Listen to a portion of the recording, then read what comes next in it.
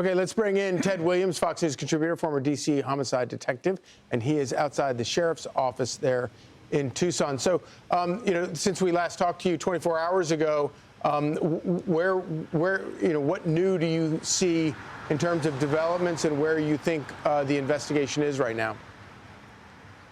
Well, let me say good morning to you guys, and let me say, for some reason, I have a ray of hope here that they may very well be able to bring Nancy back to the Guthrie family. And that ray of hope is not in the 6 million, because remember, the FBI has always said that this was the Guthrie siblings' call as to whether the money would be paid. I have looked at this case in the sense that the FBI and the Guthrie family have asked for a proof of life, and I think the abductors have always attempted and are controlling the narrative in this case. And as a result of that, the one last word in the cryptic message that was sent by the Guthrie siblings yesterday, the last words, "We will pay." And so what I believe is that something happened either in that second note or there was a note after the second note, and there may have been something that had given the Guthrie family some optimism that they can bring their mother home with money. And money has never been the source of an object here. They've wanted just proof that Nancy is still here with us.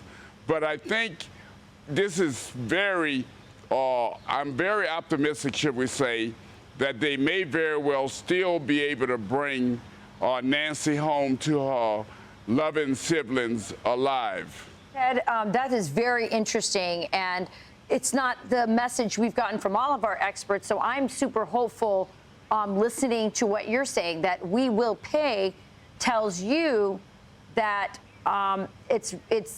there's a strong possibility that she is alive.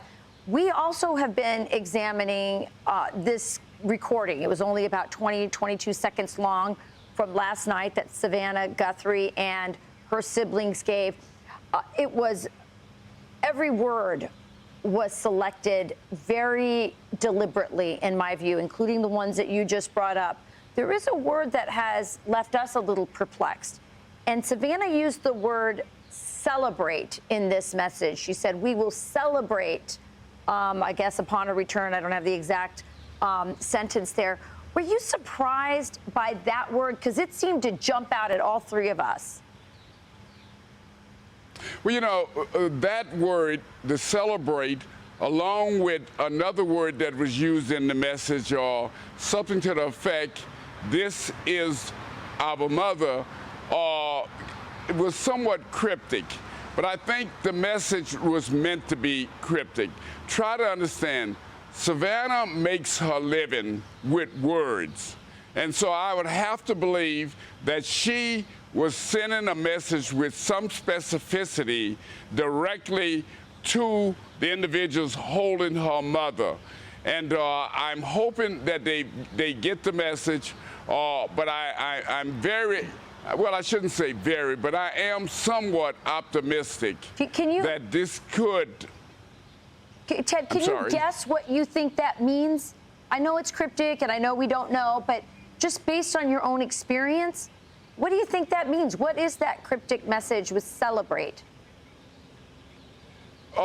It could very well be one of two things: that we will celebrate because we have our mother back with us alive, or it could also, unfortunately, be that we will celebrate because we love our mother, and even in death, we continue to love our mother and we want to embrace her.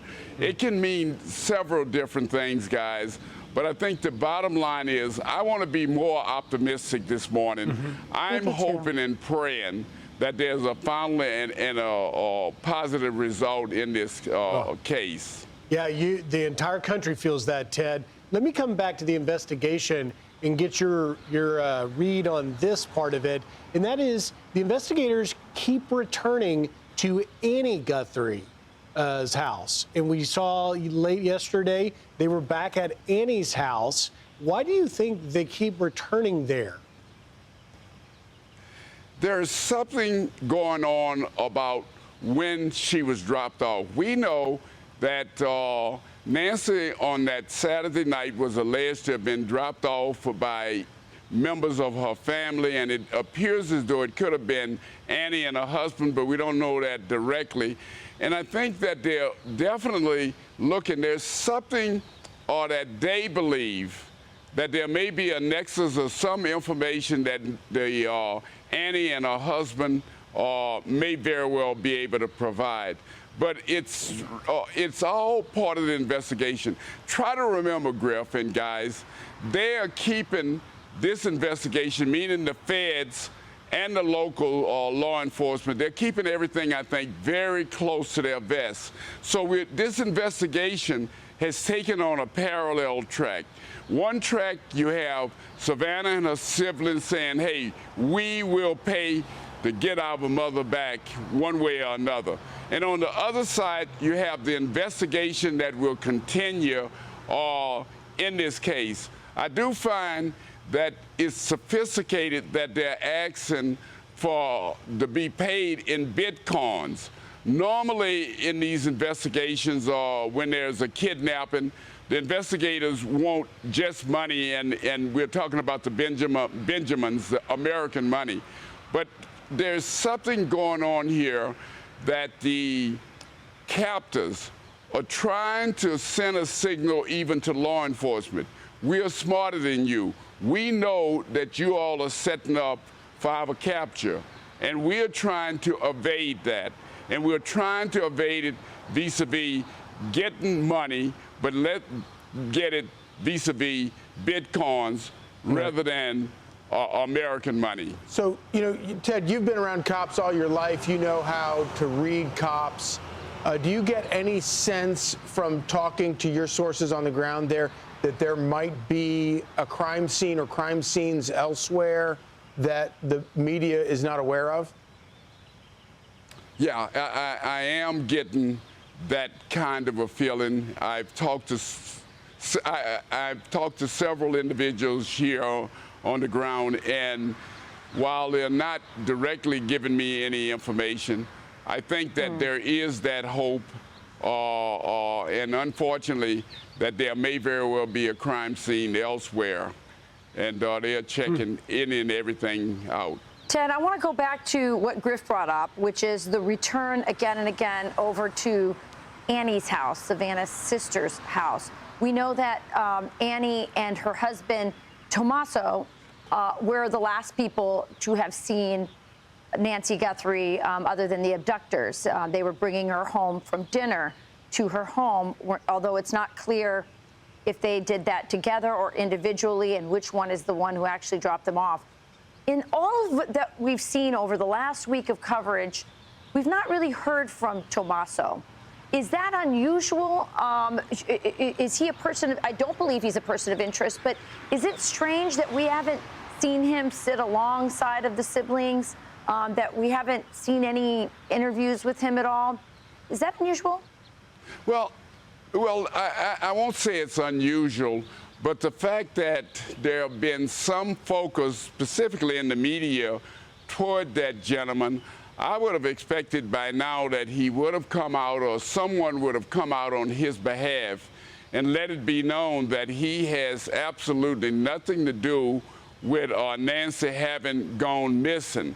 And again, I want to make sure we are clear here. I'm not casting any aspersions that he's involved in anything, but I also believe that family members must go through what I defined as a process of elimination.